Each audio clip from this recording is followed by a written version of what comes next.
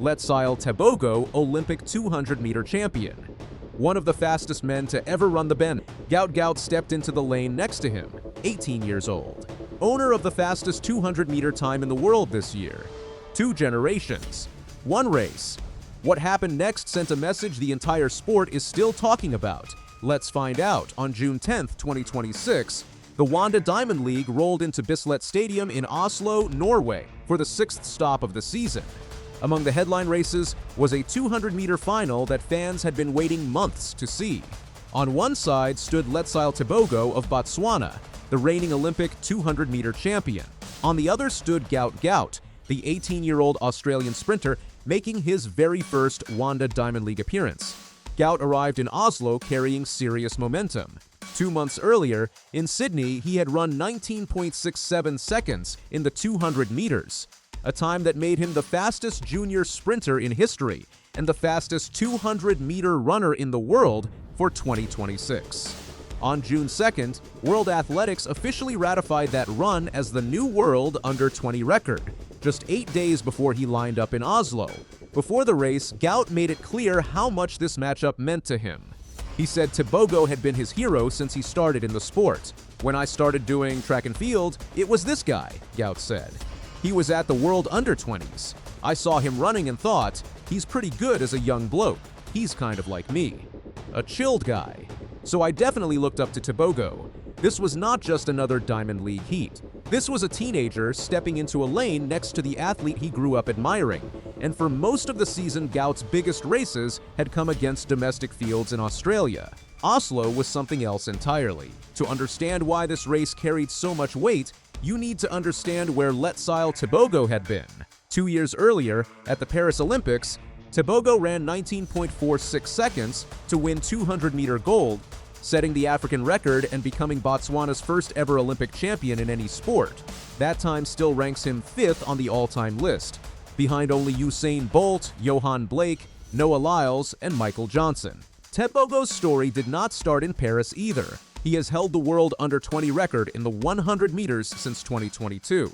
And that same year, he became the youngest African 200-meter champion in history. 2025 was harder.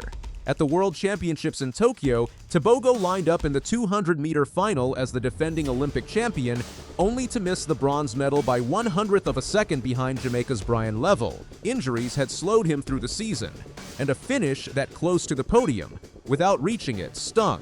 2026 looked different from the start. Tebogo opened his season with a win in the 400 meters at the Botswana Golden Grand Prix, then ran 19.96 seconds for second place in Rabat. 5 days before Oslo, he placed 3rd in the 100 meters in Rome with a season's best of 9.95 seconds, behind Noah Lyles and Emmanuel Essemi. By the time he reached Bislett Stadium, the Olympic champion looked sharp, fast, and ready for a real test. Gout Gout's story needed no introduction. At 18 years old, he had already run faster than Usain Bolt's teenage best in the 200 meters, clocking 19.67 seconds in Sydney on April 12th. That run also broke the previous world under-20 record of 19.69 seconds, set by American sprinter Ariane Knighton. That single race made Gout the 16th fastest 200-meter runner in history, at any age. It also made him the fastest man in the world over 200 meters for the entire 2026 season, a mark no senior sprinter, including Tebogo, had come close to touching. Oslo was the next step.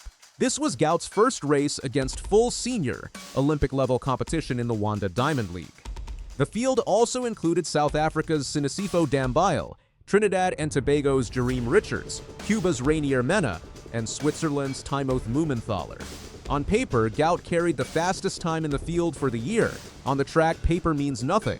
Even before Oslo, some experts had quietly wondered whether Gout's 19.67 seconds was the start of a new normal or a one-time peak.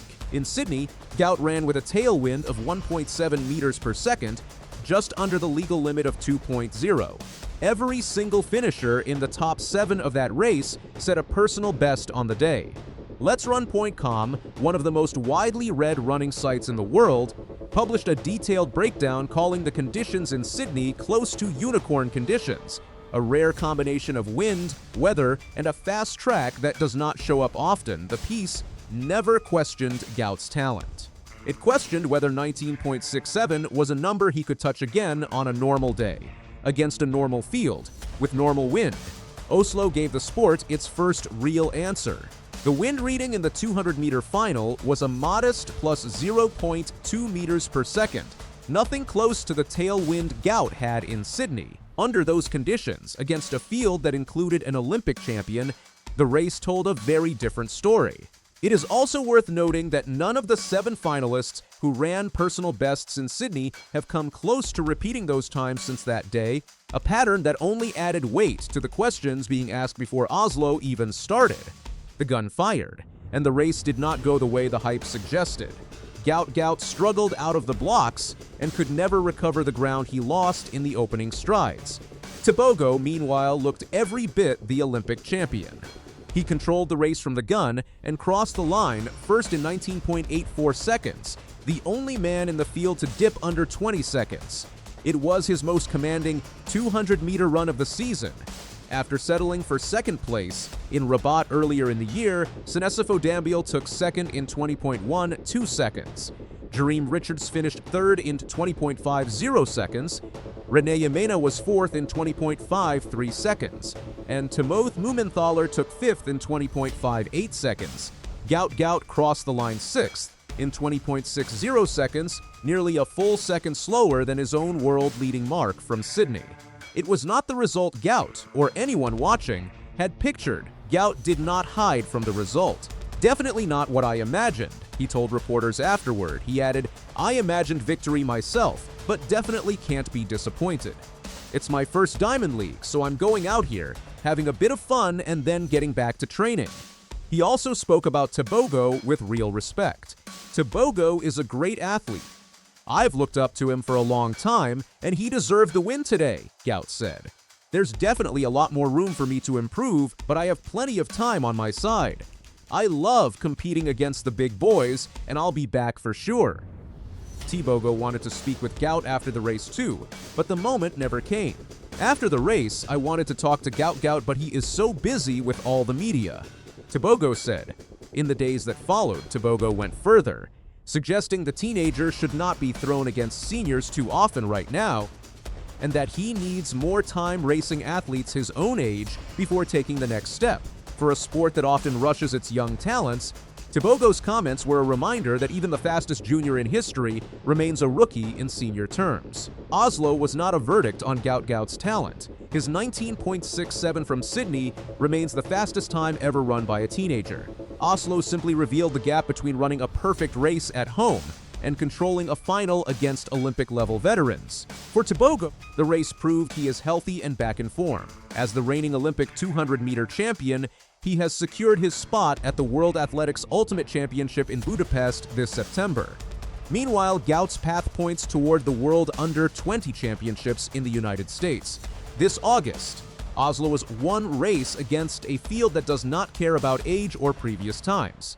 The gap between them was real on June 10th, but whether it stays that way is the question this season will answer.